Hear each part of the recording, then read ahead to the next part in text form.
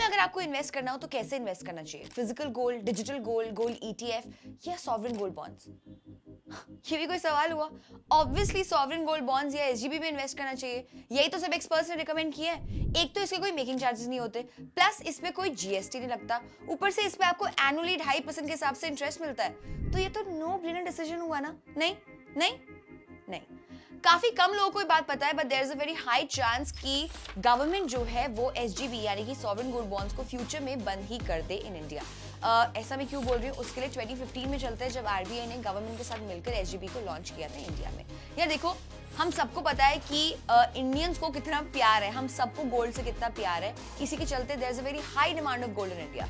इसी के चलते आरबीआई को ना बहुत ज्यादा क्वांटिटी में गोल्ड को इंपोर्ट कराना पड़ता था।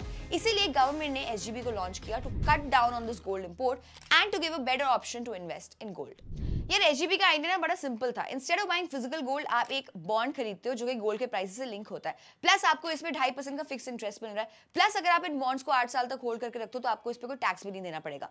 मतलब आपको ना कोई टैक्स देना पड़ेगा, ऊपर से आपको इंटरेस्ट भी मिल रहा है। ये सब सुनकर और देखकर लोगों की आंखें चमक गई, सबकी आंखें चमक गई और एसजीबी हिट हो गया। जनता भी खुश, गवर्नमेंट भी खुश। अब गवर्नमेंट के खुश होने का रीजन क्या था? क्योंकि गवर्नमेंट को सस्ते रेट में पैसा मिल रहा था। गवर्नमेंट वैसे जब मार्केट से पैसा उठाने जा रही थी बाय ऑफरिंग बॉन्ड्स तो उनको 6 से 7% का इंटरेस्ट देना पड़ रहा था, बट विद गोल्ड बॉन्ड्स उनको सिर्फ 2.5% का इंटरेस्ट देना पड़ता था। बेसिकली इफेक्टिवली गवर्नमेंट को 2.5% पे लोन मिल रहा था, which was good until it wasn't.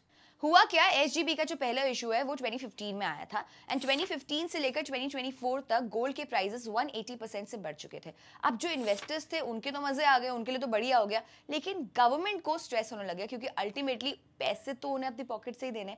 अब अगर गोल्ड के प्राइसेस नेगेटिव रिटर्न्स देते या धीरे धीरे बढ़ते तो शायद सबके लिए सही था, लेकिन गोल्ड के प्राइसेस उम्मीद से कुछ ज्यादा ही बढ़ गए एंड गवर्नमेंट को एक्सपेक्टेड से ज्यादा अपनी जेब से देना पड़ गया। गवर्नमेंट ने सोचा हमें तो सस्ते में लोन मिल जाएगा 2.5% पे, पर हाइंडसाइट में उन्हें वो बहुत महंगा पड़ गया। अगर रफ कैलकुलेशन करी जाए तो उनको इफेक्टिव इंटरेस्ट 10% से ज्यादा का पड़ गया, विच इज एक्सट्रीमली हाई। अब यार गवर्नमेंट के पास दो ऑप्शन है, या तो वो बॉन्ड इशू करना ही बंद कर दें, या तो जो बॉन्ड्स हैं उनमें जो बेनिफिट्स है जैसे कि एनुअल इंटरेस्ट देना या टैक्स ना लगाना वो सब वो शुरू कर दे, एनुअल इंटरेस्ट खत्म कर दे एंड टैक्स लगाना शुरू कर दे। मोस्ट लाइकली मुझे लगता है सेकंड वाला ऑप्शन ही होगा, बिकॉज इससे जो बॉन्ड्स की रेलेवेंस है वो कम हो जाएगी।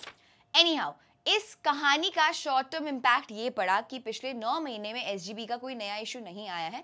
नॉर्मली 1 से 2 महीने में नया इशू आ जाता है और जो पुराने एसजीबी से जो मैच्योर नहीं हुए वो भी सेकेंडरी मार्केट में मिल रहे हैं और बहुत महंगे। सो ऐसे में इन्वेस्टर्स के पास क्या ऑप्शन बचता है, क्योंकि एसजीबी तो मोस्ट लाइकली खत्म होता हुआ दिख रहा है, तो ऑप्शन क्या है इन्वेस्ट करने का when it comes to gold? So ऐसे में आपके पास 3 ऑप्शंस है, physical gold, digital gold and gold ETF. अब कंपैरिजन करने से पहले हम अज्यूम कर लेते हैं कि गोल्ड आपके लिए एक प्रैक्टिकल डिसीजन है एंड इमोशनल डिसीजन नहीं।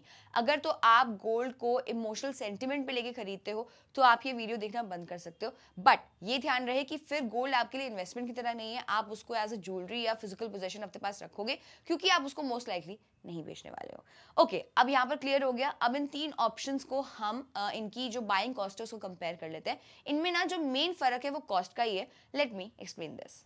देखिए, in case of physical gold there are 3 major cost. पहला है आपका जो ज्वेलरी है उसके making charges which is around 5 to 10%। Second is आप जब ये ज्वेलरी लेते हो तो आपको फॉर सेफ्टी रीजंस बैंक का लॉकर वगैरह रखना पड़ेगा which will cost you around 2 to 3%।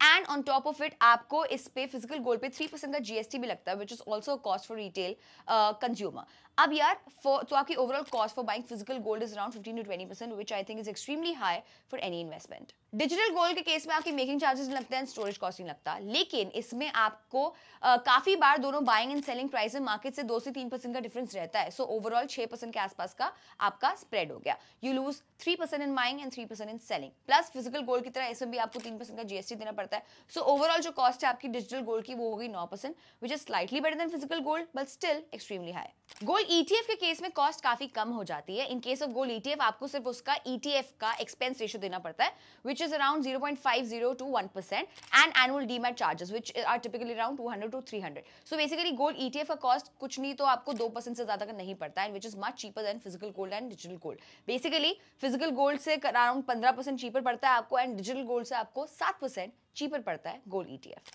Gold mutual fund भी एक ऑप्शन आ जाता है सिमिलर टू गोल्ड ईटीएफ। इस केस में आपको एक्सपेंस रेशियो देना पड़ता है, डीमैट चार्जेस नहीं देने पड़ते, लेकिन जो गोल्ड म्यूचुअल फंड्स है उसमें जो एक्सपेंस रेशियो है it is slightly higher than gold ETF. तो ओवरऑल आपको मोटा मोटा सेम कॉस्ट ही आ जाता है। एक और फर्क है तीनों में, विच इज ऑफ लिक्विडिटी, मतलब कि जब आपका पोजेशन आप बेचने जाते हो तो आप उसको कितना ईजिली बेच सकते हो। फिजिकल गोल्ड के केस में आप अपनी पोजेशन को बैंक के लॉकर से निकालोगे, फिर आप किसी जूलर के पास जाओगे, फिर जूलर पे डिपेंड करेगा कि आपका ओवरऑल एक्सपीरियंस कैसा रहा। एज यू ऑल नो बहुत सारे ट्रिक्स यूज करते हैं आजकल जूलर्स, जिससे आपका कुछ नहीं तो थोड़ा बहुत तो कटना ही है। ओवरऑल फिजिकल गोल्ड को जो बेचने का प्रोसेस है वो थोड़ा टीडियस है, एंड इसमें आपको कुछ नहीं तो 3 से 4% का कॉस्ट लगेगा ही लगेगा। Digital gold as compare to physical gold बेचना थोड़ा सा आसान है, but as you mentioned earlier digital gold को जब आप बेचने जाते हो तो मार्केट प्राइस से आपको 2 से 3% कम ही मिलता है। सो बेसिकली डिजिटल गोल्ड के केस में हैसल तो नहीं है, बट 2 से 3% कॉस्ट आपको लगेगा। In case of gold ETF और mutual fund the process is hassle free and cost you zero. बस इसमें आपके पास ईटीएफ है, उसके एक्सचेंज में इनफ लिक्विडिटी है, ये फैक्टर जो है वो पूरी तरह हमारे कंट्रोल में है। सो अगर हम कॉस्ट की बात करें, लिक्विडिटी की बात करें, so gold ETF emerges as the clear winner.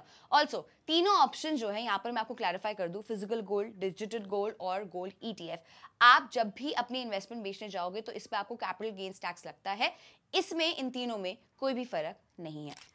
अभी तक जो भी हमने डिस्कशन किया उसमें तो गोल्ड ईटीएफ अच्छा लग रहा है। आफ्टर एसजीबी गोल्ड ईटीएफ एक बेटर ऑप्शन है if we compare it with physical gold और डिजिटल गोल्ड। लेकिन मार्केट में कितने सारे गोल्ड ईटीएफ्स है, आपको उस पे आपको किस में इन्वेस्ट करना चाहिए एक बार ये भी देख लेते हैं। इसके लिए हमने आपके लिए 2024 में टॉप गोल्ड ईटीएफ्स का एक टेबल बनाई है, उसको कंपेयर किया है। यार देखो ईटीएफ के केस में ना लिक्विडिटी बड़ी इंपॉर्टेंट होती है जो कि आती है एयूएम से। हमने ऑब्जर्व किया है कि 500 करोड़ से कम अगर एयूएम है तो वो अच्छी लिक्विडिटी नहीं दे पाती है। इसी के चलते we are rejecting IDBI, Invesco, Aditya Birla, UTI, इन सब का जो एयूएम है वो 500 करोड़ से कम है। अब हमारे पास बचता है SBI, HDFC, Axis and Kotak. इन सबके ट्रैकिंग एरर में भी काफी कम फर्क है, बट फिर भी देखना हो तो एसबीआई का सबसे कम है, प्लस एसबीआई का एक्सपेंस रेशियो भी इन सब में सबसे कम है। बस एसबीआई 1% का एग्जिट लोड लगा रहा है, एचडीएफसी एंड एक्सिस भी लगा रहे हैं, कोटक के केस में एग्जिट लोड नहीं है, but this exit load is only for 15 days in case of SBI, which is quite acceptable. So यार यहाँ पे एसबीआई क्लियर विनर लग रहा है, ऑलमोस्ट सभी पैरामीटर्स में अच्छा है, इसका एयूएम भी काफी डिसेंट है, प्लस आपको लिक्विडिटी की भी टेंशन नहीं रहेगी, कभी भी आप बाय या सेल कर सकते हो। So this was all about gold investment. अगर आपका भी कोई ओपिनियन है, आपका कोई एक्सपीरियंस है जो आप हमारे साथ शेयर करना चाहते हैं, सबके साथ शेयर करना चाहते हैं, सो कमेंट सेक्शन में जरूर शेयर करिएगा। We would love to interact with you all. Share this video with your family and friends. Till then, be किफायती।